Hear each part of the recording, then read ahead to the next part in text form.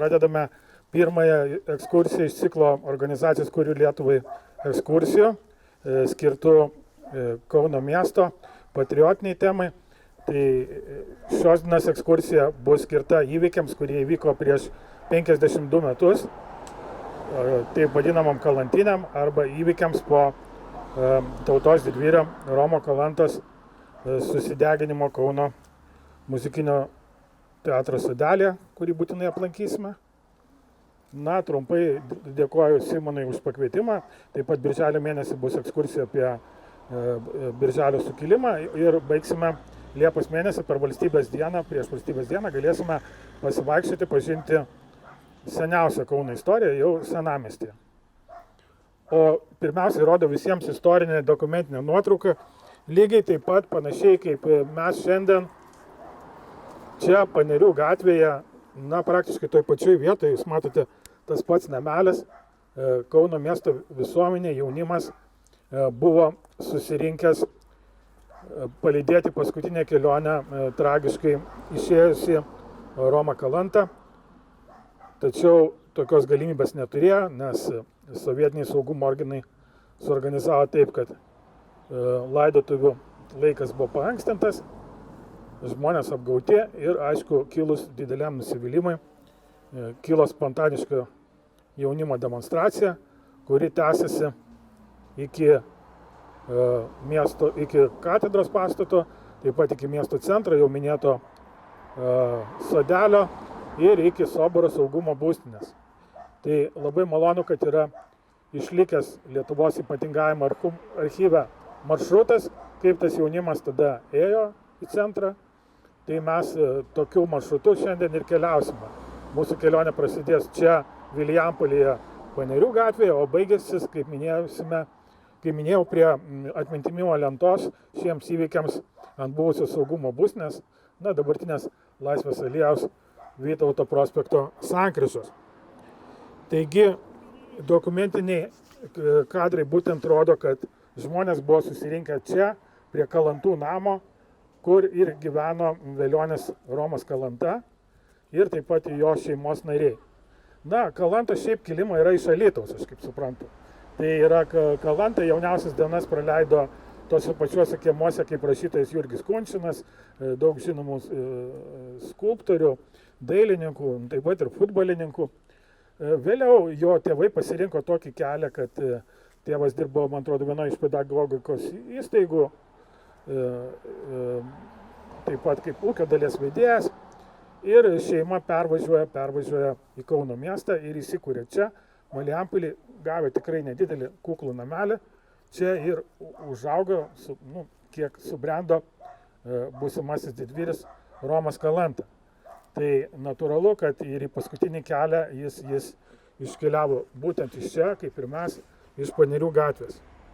Tai čia tas Lietuvos ypatingojo archyvo nubrėžta schema ir ves mus per Vilijampolės gatves, per Petro Vileišio tiltą, būtinai užsuksime kaip ir tuometinė jaunimo demonstracija link Kauno katedros ir vėliau Laisvės alėją, per visą Laisvės alėją keliausime iki muzikinio teatro sodelio ir be abejo tų nelemtų saugumo rūmų. Taigi, bet būtent šitoj vietoj, būnant Panerių gatvėje, būtinai noriu paminėti dar vieną žmogų, kurį tikrai galima pavadinti didvyriu, išskirtiniu žmogumi, tai Vytautas Kaladė, Alfonso sūnus. Praktiškai jis buvo Romo savotiškas kaimynas, nors gal ir jie nepriklausė vienai kompanijai. Čia aš apie tai sprendžiu, kad savo paskutinėme žodėje, kurį netrukus perskaitysiu, Kaladė vadina Romą dar nesulaikusiu 18 metų, nors jau jam buvo 19. Bet tai galima būtų pasakyti, kad tai buvo daugiau bendros tokios protesto nuotaikos, pasipriešinimo nuotaikos, tautinės savimonės pavyzdys, kai ne tik tai Vytautas Kaladė, ne tik tai Buožius, ne tik tai kiti nuteisti už šitą, bet iš viso Kaune kalbama, kalantinėse dalyvavo apie 3000 žmonių, jaunimo ir ne tik. Ir juos išsklaidyti, išskirstyti, nubausti buvo sutelktas netgi 7000 tuometinės valdžios pareigūnų pajėgos. Na, tai jėgos nelygios, aišku, bet vis dėlto tai buvo tikrai didelis pavyzdys spontaniško protesto prieš sovietinę priespaudą, prieš sovietinę sistemą. Tai kaip minėtas Vytautas Kaladė pasakoja autentiškai savo žodžiais byloje esančiai medžiagoje, įsitikę, kad jiems trukdama prieiti prie susideginimo vietos, žmonės skubėjo prie Kalantos namų. Tai čia, kur mes ir esame. Ten jau būriausi minių minios, ne 100 ir daugiau. Kaip kad rašo tardytojas Vilutis, 2 plačios eilės žmonių iš priešingų pusių stengiasi patekti į vidų, veržėsi pamatyti paskutinį kartą Velionį ir atiduoti jam pagarbą. Su kokiais jausmais širdyje ir mintimis ėjo jie pro karstą, žinoma tik jiems vieniems. Visi skubėjo pamatyti Romą, kuris niekad gyvenime nepadarė blogo, o ir gal gero nelabai daug spėjęs padaryti, ramus, net pažįstamai ugnies pakeistas gulėjo karste. Ir tik iš nuotraukos, kuri kabėjo viršugalvį, žvelgia tas, kuris išėjo iš mūsų tarpo amžiams negrįžtamai. Visi, kas norėjo dalyvauti laidotuvėse, iš tėvų sužinojo, kada Roma lydės į paskutinę kelionę. Koks pasipiktininkas atsispindėjo žmonių veiduose, žodžiuose, gestuose, kai atėjo 16 val. Į laidotuvės ir neberado to, kurio atėjo išlydėti. Tada norima visai miniai važiuoti į kapines, bet ir ten buvo nuimti autobusai. Visiems ir be žodžių buvo aišku, kad nebe pašalinės įtakos Romo laidotuvės buvo pagreitintas. Ir kalbėdamas Vytautas Kaladė rašo taip, kad mano kaltė tik ta, kad aš su kitais užtvėriau Panerių gatvę, skandavau, ėjau per Vilniaus Laisvės alėją iki milicijos pirmoje eilėje. Nieko nemušiau, nelaužiau ir kitus neskatinau taip daryti. Tai jis reikia pastebėti ir nusistebėti, kad nelaikomi kaltais tie, kurie mindė ir metė gėlės iš šiukšlių dėžes, neleido žmonėms lankyti sodelio, neleido 16 val. Išlydėti Romo Kalantos. Na, mūsų laikais jau mes galime visą tą paminėti, tai būtent kaip minėta šitam dokumente, tai tuo pačiu keliu, iš pradžių, dabartinė Jurbarko gatve, vėliau Vilniaus Laisvės alėja, mes irgi keliausim link, tai, kas čia vadinama milicijos. O Vytauto Kaladės portretas, jis jau sumuštas per tardymą turbūt ir matomas čia. Tuo metu, kai vyko įvykiai, jis buvo Kauno dramos teatro scenos darbininkas, scenos montuotojas. Ten aktoriai kažkurie ir bandė jį lyg ir ginti, užstoti, bet aišku, nieko nepavyko ir žmogus keliavo į Mordoviją atsėdėti, atkentėti. Čia namas Panerių gatvėje, kur užaugo būtent Kaladė. Romo Kalantos namą mes dar praeisime ir būtinai matysime atminimo lentą. Ir čia matome garsioji baudžiamoji byla, kurioje nukentėjo, buvo nuteisti pirmiausia Vytautas Kaladė, taip pat Kačinskas, Baužys, Urbonavičiūtė, Prapuolenaitis, Macijauskas, Grinkevičius, Žmuida. Tai būtinai pakalbėsim dar apie kitus didvyrius pakeliui, kitus įvykių dalyvius. O čia, rodydamas jau mūsų nepriklausomybės metais įvertintą ordino Vytauto Kaladės portretą ir kviečiu keliauti. Aišku, Vytauto likimas nebuvo auksų ten pabarstytas, kaip teistas žmogus jis tikrai negalėjo, kažkokios daryti mokslinės karjeros ar studijuoti aukštosiuose mokyklose ir iš tikrųjų tikrai gyveno, kiek suprantu, sulaukė atgimimo, bet tikrai ne kažkokiuose rūmuose gyveno ir mirė vienas iš kalantinių didvyrių. O kaip aš minėjau, tai mūsų kelionė dabar tęsis toliau. Man atrodo, kad čia jis gerą klausimą gavo, bet atrodo 4 tai tikrai jis ten gavo. Taip. Apie poną Baužį pernai darėme ekskursiją, tai kažkada aš tikiuosi, gal aš ar kolega pakviesime pasivaikščioti Kaladėmis vietomis Panerių gatvėje. O šiandien mes daugiau susitelkėme atkartoti tą maršrutą, kaip ėjo žmonės, kai negalėjo patekti į Romo laidotuvės. Susideginusiam Romui Kalantai, tas namelis tikrai nedidelis ir viduje jisai, čia nėra muziejaus, gyvena kita paprasta kauniečių šeima, nieko labai ypatingai įrengta nėra. O pats Romas yra palaidotas irgi paprastose komunalinėse romainių kapinėse, galėsiu dar pasidalinti įspūdžiais, nes taip sutapo, kad visai šalia palaidotas mano senelis, tai kas ten vykdavo per vėlinės ar panašiom datom tarybinės santvarkos metais. Na, aš kviečiu pabiškį link Vilijampolę, link centro. Pasiekėme Panerių gatvės galą, kur gyveno Romas Kalanta, Kalantų šeima, taip pat vienas iš įvykių organizatorių ir nukentėjusių Vytautas Kaladė. Tai trumpai galima būtų pasakyti, kad Romas šiokias šaknis per savo trumpą gyvenimą Vilijampolėje buvo įleidęs. Iš pradžių mokėsi vienoje mokykloje, bet pagrindinėje mokykloje, kaip aš suprantu, buvo 18, ten link Verkių. Ir būtent ten jisai baigė mokslus. Na, mokytis nelabai sekėsi, gal ir nelabai ten ir mokytojai jį skatindavo, nes Romas neslėpė savo religingumo, tai pagal liudijimus buvo pašalintas iš komjaunimo. Tai už tokius dalykus reiškia taip ir iš viso pagal tuometinius dokumentus buvo priverstas pereiti į vakarinę mokyklą. Tai reiškia, kad nebuvo jis ten nei kažkoks tai garbinamas, skatinamas, nors kiek teko girdėti, jo tėvelis buvo komunistų partijos narys, bet jisai pats daugiau gal priklausė tai, džinsų jaunimo subkultūrai. Jis gal nebuvo tikrasis tų garsiųjų Kauno hipių kompanijų narys, kur vėliau daug muzikantų, dailininkų, fotografų. Kaip jau minėjo, Kaladė paskutiniam žmogui buvo tylus, užsidaręs, mėgo poeziją, mėgo tuometinę muziką, Jimi Hendriksą, Uriah Heep, yra išlikę jau užrašai, kad domėjosi muzika, netgi eksponuojama gitara, kuria jis grodavo. Na, toks tipiškas, netipiškas galbūt kaip tik, susikaupęs, išsiskiriantis, neinantis visai paskui tą sovietinę srovę atstovas. Ir galbūt dar reiktų šitoj vietoj trumpai paminėti, kad pagal dokumentinius šaltinius jų 100% taip nėra. Tai ne tik protestuojančio jaunimo delegacijos kelias užfiksuotas istoriniuose šaltiniuose ypatingo archyvo, bet ir Romo paskutinis kelias galbūt jie lygiai tomis pačiomis gatvėmis. Nes yra uždokumentuota, kad savo aukai, savo pasirinkimui jis įsigijo benzino, kuro degaliniai, kuri buvo Rotušės aikštės gale, kur dabartinis Maironio paminklas. Todėl mes galime spėti, kad mūsų šios dienos kelias galimai ir sutampa ir su Romo keliu iki muzikinio teatro Sodelio.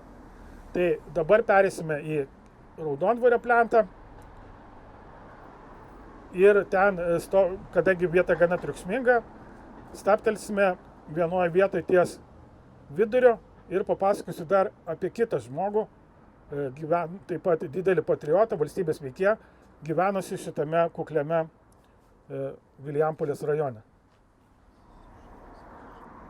Tai trumpai stabtelime nedidelėje kuklioje vidurinėje gatvelėje, kaip matote, irgi tikrai ne patys čia turtingiausi ar kokie daugiausiai uždirbę kauniečiai čia gyveno, kaip ir Romo tėvai, bet šią gatvę, tiksliau jos pabaigoje esantį namą, mes minime ir kitą progą, galbūt daugiau vasario 16 progą, nes čia irgi nedideliam namelė, grįžęs iš tremties su žmona, buvo priverstas gyventi buvęs šalies prezidentas, signataras, intelektualas Antanas Stulginskis. Pasityčiodami, jis grįžo į Kauną jau po Stalino mirties, jau atbuvus jam ir žmonai Altajui berods visą tremties laiką ir tarsi pasityčiodama sovietų valdžia skyrė jam pensiją 3 rublius. Tai turėjo Stulginskių šeima kliautis tikrai kauniečių pagalba, glaustis pas draugus šitoj vietoj, dar kitoj. Ir jau tik tai gyvenimo pabaigoje buvo leista jo dukrai iš Amerikos atsiųsti dolerius ir Stulginskis gyvenimo saulėlydį gyveno kooperatiniam name Taikos prospekte, jau nebe Vilijampolė.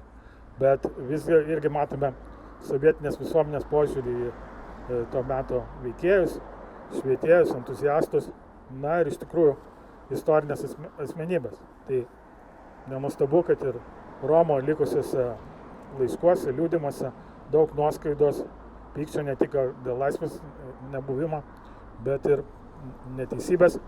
Kaip žinote, ir jo raštelis turėjo sakinį dėl mano minties karta tik tai santvarka.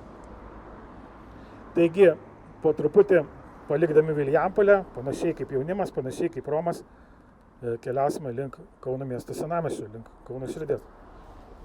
Tai po truputį paliekame Vilijampolę, tokią, kokia jinai buvo 1972 metais.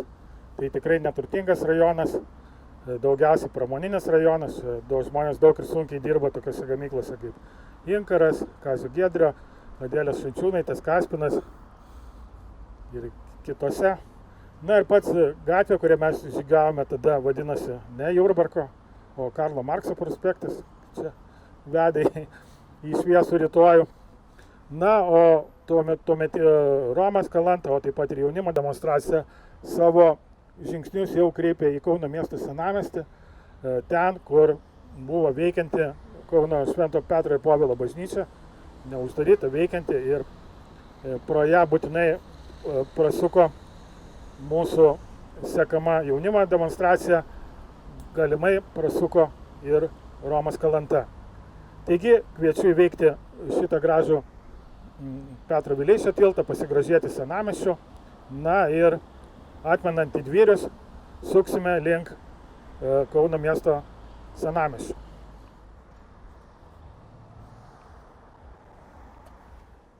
Tai esame šitoj senamiesčio daly, kur sovietai pastatė didžiulę, prašau, prieiti arčiau, gal geriau matysis. Va taip atrodė ši vieta tarybiniais metais, kur mes esame, mes va čia, kur ta mergina iš tikrųjų ir esame. Stengiamasi parodyti, kad mes kažkiek pajustume Romo laikų dvasią. Va, tokie namai buvo. Dabar mes jau esame įpratę, kad čia dūzgia prekybos centrai, sukasi prabangios mašinos, o iš tikrųjų buvo tokia, tikrai pakankamai nuošali vieta.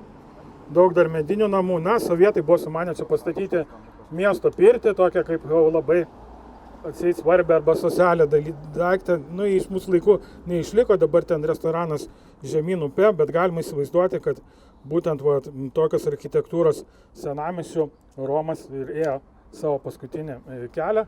Mes dar pamatysime tų nuotraukų ateityje ir prie katedros.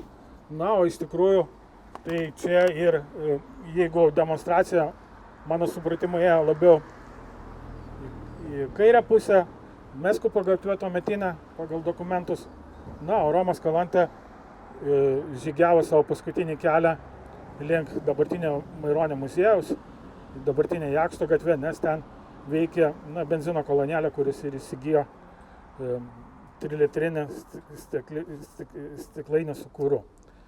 Taigi, mūsų dabar kelionė tada suksis jau iki to tikrojo senamiesčio, Vilniaus gatvės pradžios, panašiai kaip ir demonstracija, trumpai stabtelsime prie Kauno katedros. Taigi, pasiekėme Kauno miesto senamiestį, dabar jis jau atrodo visur visai kitaip. Daug modernių pastatų, naujų kavinių, parduotuvių. O sovietmečiu tai buvo gana apleista vieta, nuošali, tikrai nebuvo čia užsienio turistų, nes iš tikrųjų net jie buvo neįleidžiami į Kauną formaliai, dėl čia veikusių gausių karinės pramonės įmonių, buvusių karinių dalinių ir taip toliau. Bet aišku, tam tikras žinias iš pasaulio pasiekdavo tuometinį jaunimą. Visų pirma, apie 1968 metų Prahos pavasarį, kai sovietiniai tankai, sugniuždė tokią kaip ir socialistinę revoliuciją tuometiniai Čekoslovakijai. Žuvo daug žmonių, o vienas iš įspūdingiausių sukrėtusių įvykių visą rytinį bloką buvo jauno čeko studento Jan Palach susideginimas Prahos aikštėje. Tai galima laikyti, kad gal kažkiek ir Romas apie tai žinojo, tokios žinios pasiekdavo, nes vis dėlto veikia ir Amerikos balsas, ir Liuksemburgo radijas. Ir apie tai irgi pasakoja filmas Vaikai iš Amerikos viešbučio. Tai jeigu įsivaizduotų matinį jaunimą, tai jie ir kaip dabar domėjosi muziką, domėjosi madomis, domėjosi pasauliu.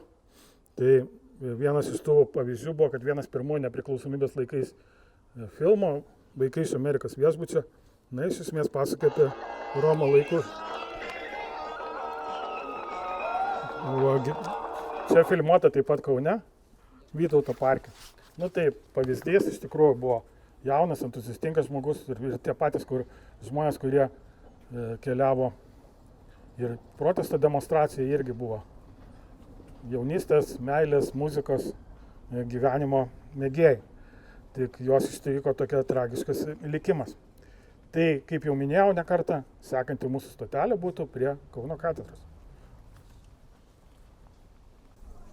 Taigi, esame Kauno miesto senamiestyje ir kaip matėme, mūsų šiandien vedančių Lietuvos ypatingame archyve saugomų autentiškų dokumentų į Romo laidotuvės nepatekęs jaunimas galėjo iš principo eiti tiesiai dabartinė Gertrūdos gatvelė arčiau link sodo, bet jiems jie buvo svarbu ir jie užsuko čia prie veikiančios Kauno katedros. Na, pagal įvairius liudijimus buvo padėta gėlių taip pat. Tai nesu tikras, kurie konkrečiai vietai, bet turbūt didelė galimybė, kad tai prie Tautos Dainiaus Maironio kapo, kuris yra čia šalia Kauno Švento Petro ir Povilo katedros. Tai kaip minėjau, Romas buvo religingas žmogus, to neslėpė ir iš tikrųjų tai sovietiniai mokyklai buvo, manau, didelis akibrokštas ir jam teko, buvo jis pašalintas iš to taip vadinamo komjaunimo. Tai čia nežinau pliusas ar minusas, bet iš tikrųjų tai reiškia tokį tam tikrą nubaudimą, kad paskui negalės daryti karjerą, studijuoti universitete ir panašiai. Aišku, dabar mes irgi labai įsivaizduojame, kad tiek daug laisvų specialybių, bet 70-ųjų pradžioje, jeigu tu ten norėjai studijuoti kokią kūrybišką specialybę, filosofiją ir ten kino režisūrą, tai tektų važiuoti į Maskvą, nes tokie dalykai dėstomi nebuvo. Na, be abejo ir visi religiniai dalykai taip pat, tik tai kunigų seminarai. Na, čia norėjau dar pasidalinti truputį tą nuotaiką, kokias buvo tas Kaunas 72 pabaigos. Tai čia matome katedros projektą, tuometinę nuotrauką, galbūt šito keliu nuo degalinės Romas irgi taip pat ėjo link Kauno katedros. Na, o pats senamiestis atrodė pakankamai baisiai. Kaip matote, visas neatstatytas dar. Tokie kiemai čia dėstytojo, tai yra fotografo Požerskio dokumentiniai kadrai. Praeisim pro riešutą, tai tais laikais, čia 77, taip tas riešutas ir atrodė. Na, irgi Muitinės gatvė, viskas labai apleista ir tikrai niūroka. Na ir mes dar turėtume atsižvelgti, kad ta demonstracija taip lengvai negalėjo vykti, nes čia vyko juk eismas, važiuodavo troleibusai tais laikais. Dabar mes nebeįsivaizduojame, bet į Kauną tik jau gerokai po Romo mirties jau atkeliauja pėsčių gatvės tradicija. Tai kaip matysime vėliau ir Laisvės alėja taip lengvai eiti nebuvo galima. Na, o tad mes kviečiame toliau to mūsų maršrutu. Dabar keliausime Vilniaus gatvę ir dar keliose vietose sustosime. Tai Kaunas nuolatos keičiasi, kaip matote, atsiranda vis dėlto iškeliamas ir Romo atminimai pagerbti skirtas lentos ir jo bendražygiams, bet atsiranda ir lentos ir Sąjūdžio kartai tiems įvykiams, kurie buvo prieš 35 metus ir seniau. Ir savotiškai galima irgi nutiesti tam tikrą ryšį tarp kalantinių, tarp tų žmonių protestavusių prieš neteisybę tada ir Sąjūdžio susikūrimą, būtent tokio Sąjūdžio, koks jisai buvo daugiau Kaune. Jeigu Vilniuje dar yra skleidžiamos tos legendos, kad galimai dalyvių sąrašai Sąjūdžio iniciatyvinės grupės jau buvo žinomi, sudaryti, suderinti, čia kai kurie kolegos juokėsi, nei vieno kauniečių nebuvo, tarp kitko.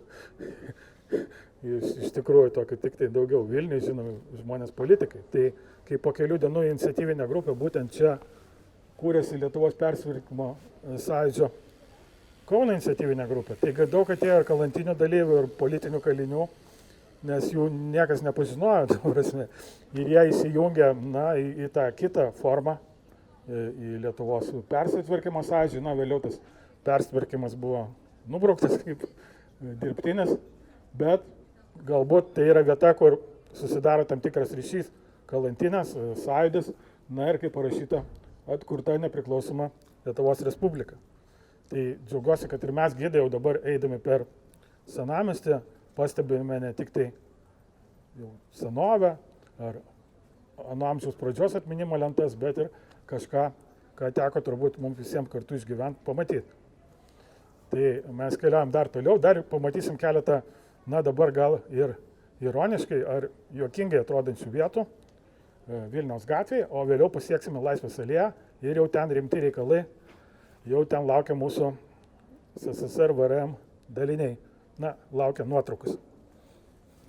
Laisvės alėją, pasieksime Laisvės alėją, bet dabar gal jaunimas ir sunkiai supras, už mano nugaros tai, kaip sovietiniais metais buvo pasielgtas buvusią bažnyčią, Švento Sakramento bažnyčią, na, tiesiog atidarytas kino teatras Santaka ir jeigu norėjai pažiūrėti filmą, tai per telefoną nepažiūrės, turėdavo eiti į šitą pastatą. Na, kitos bažnyčios sulaukia gal dar griežtesnio likimo, pavyzdžiui, vaistų sandėliais vyksdavo ar krepšinio salėmis.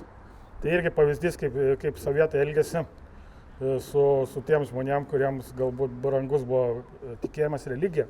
Na, taip pat ir dabartiniai istoriniai prezidentūrai, irgi bei kaip mokytojų namai, iš esmės pagrindinė funkcija kino teatras, indiškus filmus visokius rodydavo. Tai va, toks maždaug buvo tuometinis Kauno senamiestis, kurio žygiavo jaunimo demonstracija, kurio žygiavo ir Romas Kalanta. Tai netrukus skirsime Birštono gatvėje, paliksime jau senamiestį su katedra ir kita istorinė atmintimi. Na ir artėsime prie didžiausios dramos vietos, prie muzikinio sodo stodelio, nors sovietiniai VRM daliniai jau anksčiau pasitiko demonstruotojus. Tai apie tai pamatysime irgi iš ypatingojo archyvo keletą autentiškų to meto kadrų. Buvęs Savanorių prospektas tuo metu buvo pervadintas Raudonosios armijos prospektu. Ir jūs žinote, kaip žinote, baigėsi prie autostrados, prie kelio Vilnius-Kaunas, bet ir Vilniui pastatyta gatvė pavadino Raudonosios armijos vardu. Tai kauniečiai nuo to metų juokaudavo, kad nieko neturime, bet turim ilgiausią gatvę pasaulyje, Raudonosios armijos, reiškia. Na, dabar Savanorių prospektas. Tai toks dalykas, čia biškai trumpai nėra daug ką pasakoti turbūt apie šitą gatvę, bet nes mes netrukus pasieksime tas vietas, kur jau demonstrantus planuotai, kaip matysime, pasitinka sovietų milicijos, sovietų VRM kariuomenės daliniai, su tikslu išsklaidyti, neleisti sustabdyti jaunimo protesto įvykių. Taigi, kviečiu prieiti arčiau, matome autentiškai išlikusią nuotrauką, kur matosi iš Vilijampolės, iš senamiesčio pusės ateinantis jaunimas. Matėte, biškas transportas buvo organizuotas kitaip. Ir jau čia nuo pastato viršaus pasiruošę tam tikrų struktūrų, KGB, milicijos atstovai fiksuoja šitą dalyką. Na, iš tikrųjų matote, kad ta legenda, kad čia nesauja žmonių vis dėlto susirinko, atspindėta ir nuotraukose.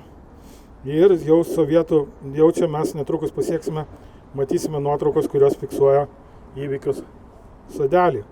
Na, dar norėjau tik tai pasakyti, kad yra išlikę taip pat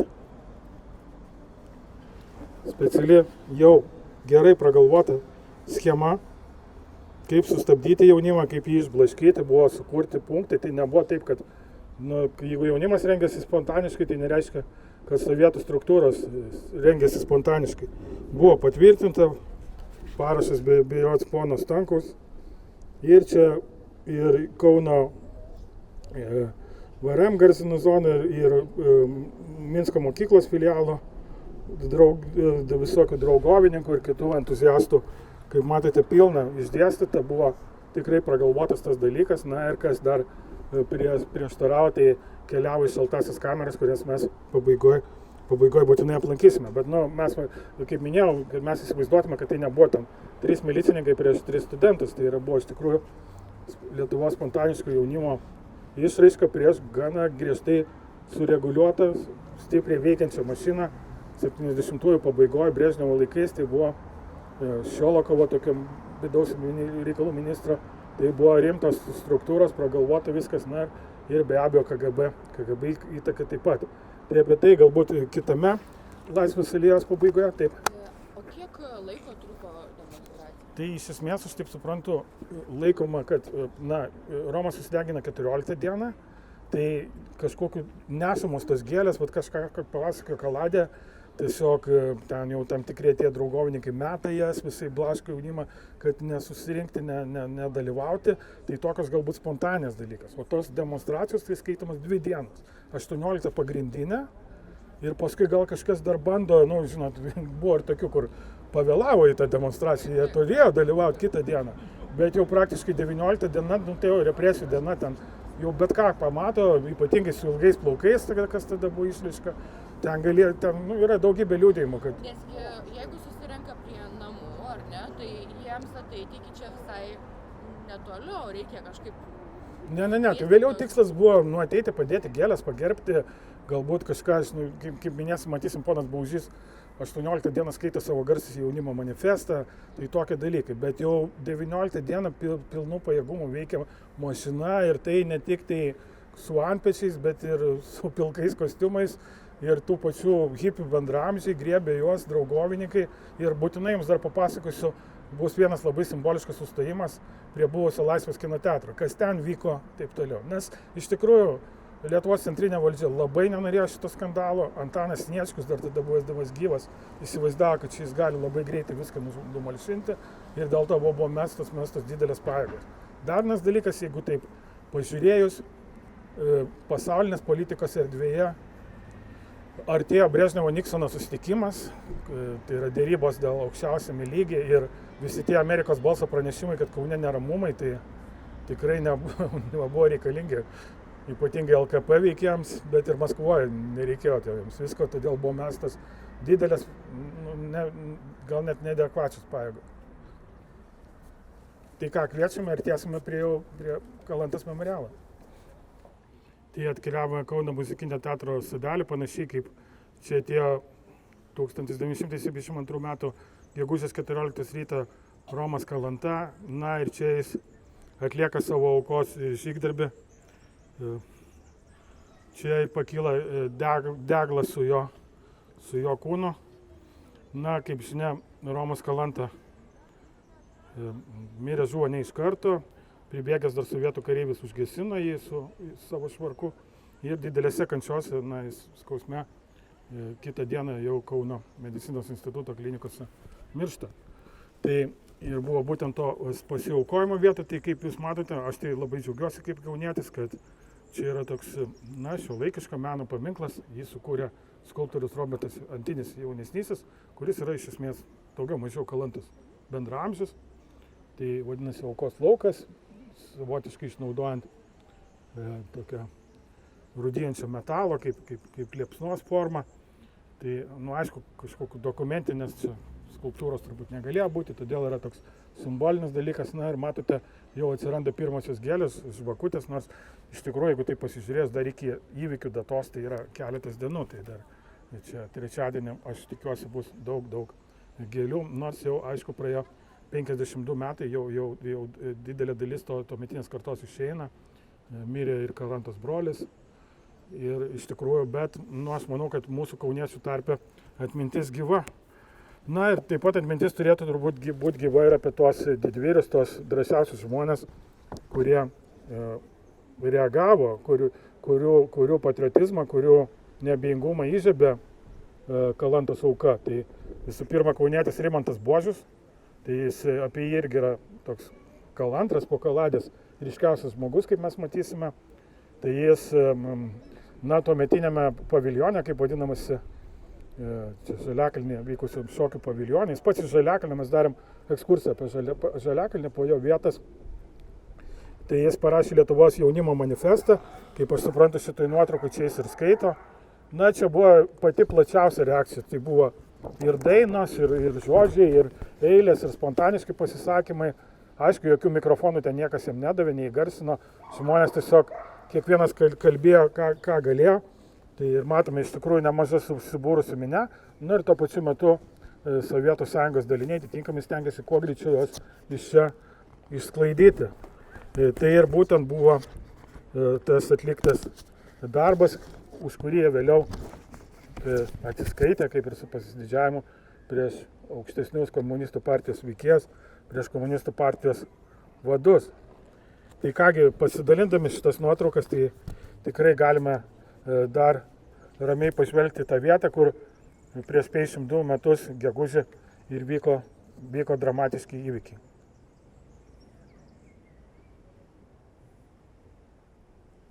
Jie tiesiog elgėsi spontaniškai, nes vis dėlto ta demonstracija 18 dienos čia nepasibaigė. Ir buvo keliaujama toliau, kaip ir mes keliausime, link Soboro ir link dabartinės policijos KGB rūmų. Ir pamatysime dar keletą autentiškų Kauno vaizdų, galėsime pastovėti toj vietai, kur kažkada Romas jau nebegalėjo stovėti, bet stovėjo Kaladė, Božius ir kitas tuometinis jaunimas.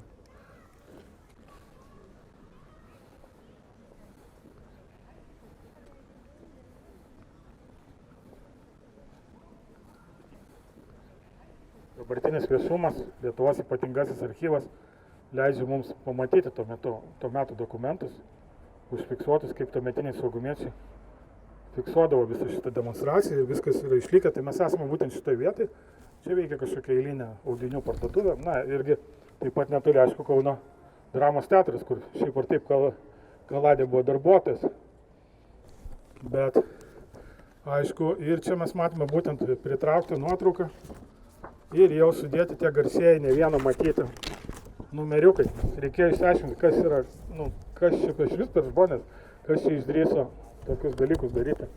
Taip toliau, tai mes matome būtent Vytautas Kaladė šiuo atveju yra užsisukęs, bet jis pirmasis numeris.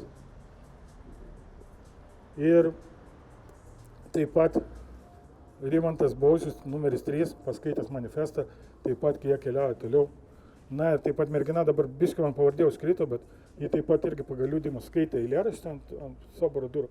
Apie tai mes dar pakalbėsime, bet mes matome, kaip atrodė tuometinė Laisvės alėja. Ir vėliau po 18 dienos 19 ir visą kitą gegužę iki pabaigos bendros Kauno KGB, VRM, komjaunimo partijos ir kitos pajėgos ir siekia išsiaiškinti šitos žmonės, kurie išdrįso padaryti tokį dalyką. Tada ten buvo vadinama huliganizmu, visokių, neva jie buvo išgėrę visi, bet tikrai anaip tol taip nebuvo. Aišku, būtina pažymėti, kad kaip dabar yra irgi fake news, ar ne, visokios juodinimas, ar ne, tai lygiai tas pats nuo pat pirmos dienos buvo daroma pačio Romo Kalantos atžvilgiu. Pirmiausia, man atrodo, buvo sugalvota, kad jis ten atseit buvo kažkoks nelaimingas homoseksualus žmogus, nes jis buvo ilgais plaukais. Paskui buvo sugalvota, kad jis vis dėlto pralošė gyvybę kortomis. Ar ne? Ir tokia gandas buvo skleidžiamas po visą miestą. Bet kaip paaiškėjo, kad šitą negali parašyti ataskaitos Maskvoje, kad kažkoks vyrukas pralošė gyvybę kortomis ir paskui 3000 išėjo gatves. Tai todėl buvo sugalvota, kad jis visgi yra šizofrenikas.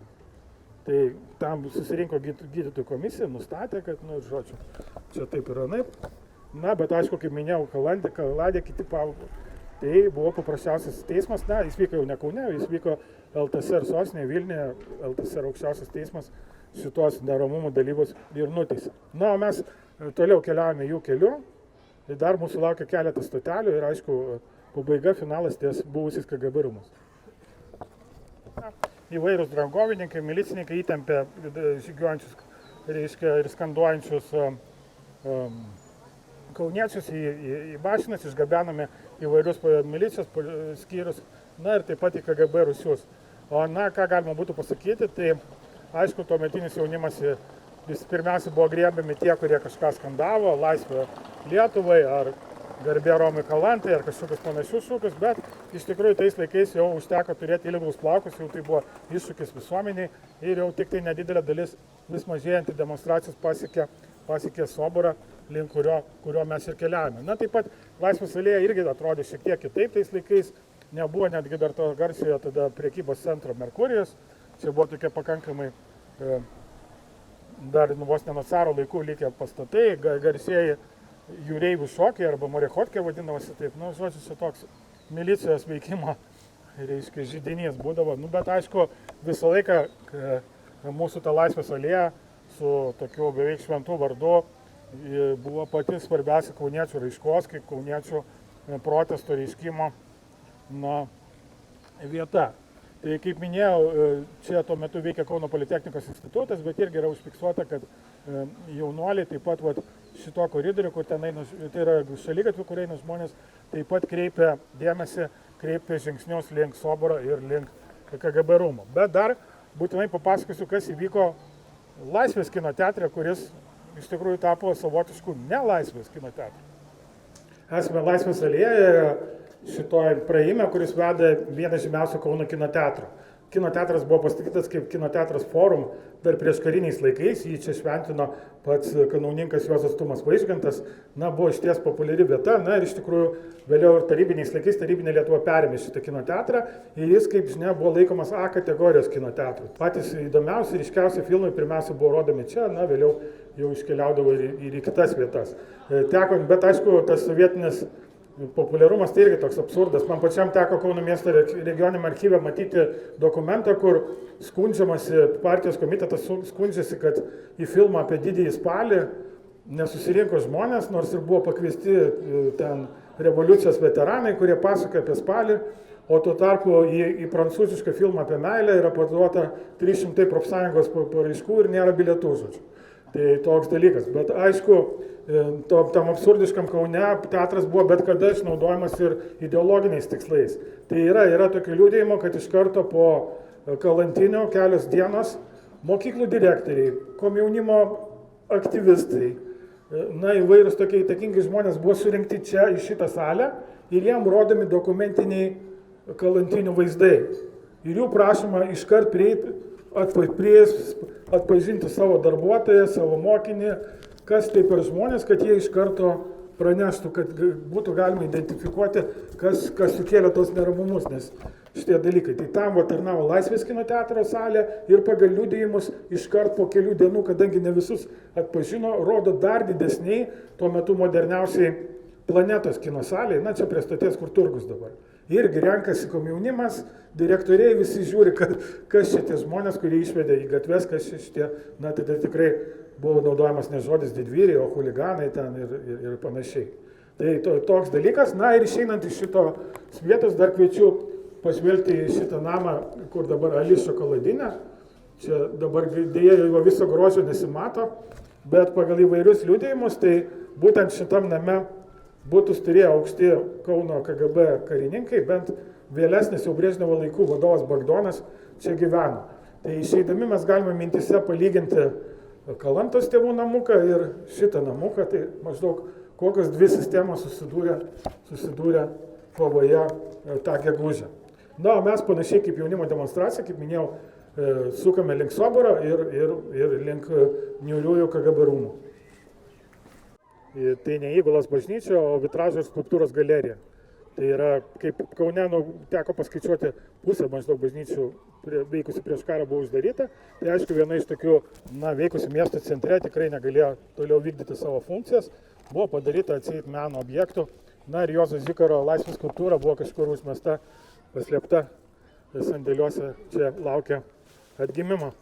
Pagal liudijimus Kalantinių dalyviai pasinaudojo daugiau kaip postamentų, savotiškų Hyde Parkų. Žmonės užlipo, skaitė eilėraščius, sakė kalbas, bent keli iš jų. Bet reiktų pasakyti, kad Romo Kalantos auka tikrai nepraėjo tuščiai, apie ją nebuvo nežinoma. Jis sukėlė didelę bangą eilėraščių, dainų, prisiminimų, susirašinėjimo, tapo tikrų to meto pasipriešinimo simboliu. Ir aišku, dėja, ir kiti žmonės sekė jo tragiškų kelių, bet jie gal nėra taip gerai žinomi, pasiaukojo vėlesniais metais jau po Kalantinių Sovietų Lietuvoje, nes veikiantis aparatas, visą sovietinį sistemą, stengiasi kiek galima daugiau viską nuslėpti. Tai mūsų kelionė beliko paskutinis taškas, nes jau mūsų tuometinius jaunuolis būtų visus ištampę, nukirpę ir jau tikrai nedidelė grupė pasiekė tą vietą, kur šaltosiuose rūsiuose gal jau kalėjo ir jų draugai, laukė bylos sprendimo, bent jau Vytautas Kaladė, Buožius ir kiti. Ir mes prieisime ir pamatysime, tikiuosi, jeigu pavyks prieiti, ir atminimo lentą, ir dar kelis žodžius mūsų paskutinę maršrutę, nes dėja Kalantinėse jėgos buvo nelygios, tai iš tikrųjų, kaip ir minėjome, pusantros paros, kurios tikrai sukrėtė tuometinį Kauną. Tai ką, keliaujame toliau, pagerbsime didvyrius ties memorialinė lenta. Prieš karą tarnavę Kauno miesto apskričiai, iš tos pusės tai reikia pripažinti, ir tada buvo apsaugumo departamentas, taip vadinasi, Tai sovietiniai NKVDistai maloniai pasinaudojo šitom patalpom ir kaip matome, atminimo lenta ir skelbia, kad SSR saugumas tiek prieš karą, prieš antrą pasaulinį karą, tiek po jo kalino, kankino, žudė kovotis už Lietuvos laisvę. Bet matytume, kokia svarbi vis dėlto ir Kalantinių tos kibirkšties rolė mūsų miesto istorijai, kad atskirai paminima, kad būtent čia, šitose vietose buvo tardomi ir kalinami jaunimo antisovietinio pasipriešinimo organizatoriai, dalyviai, gal ir eiliniai dalyviai. Tai norėčiau labai pasidžiaugti, kad ir organizacijas Kūrėme Lietuvą šitą projektą parėmė Kauno miesto savivaldybė, tokią programą Iniciatyvos Kaunui, tai kad mes galime prisiminti, gal kažkas ir pamatys per YouTube vaizdą apie šitą, kad kauniečiai prisimena šitą dalyką. Na ir iš tikrųjų norėjau taip pat pakviesti visus plačiau domėtis šitą temą, nes vis dėlto mes jau esame jaunesnės kartos atstovai, jau daugiau prisiminimų nešėjai, bet galima rasti YouTube ir kitur internete visai nemažai autentiškų tų metų dalyvių, prisiminimų, pasakojimų. Labai džiaugiuosi, kad mūsų kaimynas Žaliakalnį Edmundas Janušaitis išleido apie tai rajoną. Na ir daug dar yra likusių paskutinių žmonių, kurie buvo tuometiniai jauni žmonės, karšta širdiem, karšta siela ir dalinasi prisiminimais apie tos ypatingus įvykius, kurie vyko mieste prieš 52 metus. Aišku, labai ačiū Jums, kad mes praėjome tokį simbolinį kelią iš Vilijampolės iki pat šito niūraus Rūsio ir galėjome taip neakivaizdiškai susipažinti su mūsų labai svarbiu miesto istorijos puslapiu. Tai dėkoju ir dar kartą labai kviečiu birželį pasidomėti 41 metų sukilimo istoriją ir tada gal kartu atšvęsime ir valstybės dieną, pasivaikščiosim po mūsų miesto seniausią dalį. Tai dar kartą labai dėkui Jums visiems. Taip. O, tikrai. Labai ačiū, nes aš visą laiką užsieniečiam pasakoju šitą istoriją, bet gal pasidalinsiu ir su Jumis. Na, situacija tokia buvo, kad mano senelis taip pat mirė panašių metų. Aš dėja jo nepažinojau, taip jau sutapo. Ir jis buvo palaidotas eiliniai vietoj, visą laiką tėvai duodavo žvakutę, kai ateidavo vėlinės ar kažkoks tai, kad nueik iki Romo Kalantos kapo ir padėk žvakutę, nes jeigu ateina vaikas, tai ten nieko nepadaryt, reiškia, bet visą laiką aš grįždamas klausdavau tėvų, tėvelį, o kas tas dėdė su pilku paltu ir kostiumu, kur stovi už medžio? Tai tikrai galiu savo, vaiko akimis, bet paliudyti, kad kiekvieną lapkritį ir kiekvieną gegužę visą laiką atsakingas asmuo iš šitų rūmų vykdavo tenai ir iki pat Gorbačiovo laikų tikrai stebėdavo, kad jokių būdų joks jaunimas nesirinktų, nedainuotų, nežinau, išmesdavo turbūt ir gėlės, čia sunku pasakyti. Tai toks dalykas. Tai ta visa tradicija, kuri, teisingai sakot, prasidėjo miesto kapinėse, dar Budapešto įvykių metu, kad kauniečiai rinkdavosi, dainuodavo, tai būdavo visą laiką stengiadavosi užkirsti, sustabdyti, stebėti, pranešti, ir taip toliau, kaip tais niūriais laikais. Tai džiaugiamės, kad jau jie praėjo, bet turime prisiminti kiekvieną tokią istorijos pamoką. Tai labai ačiū Jums už klausimą.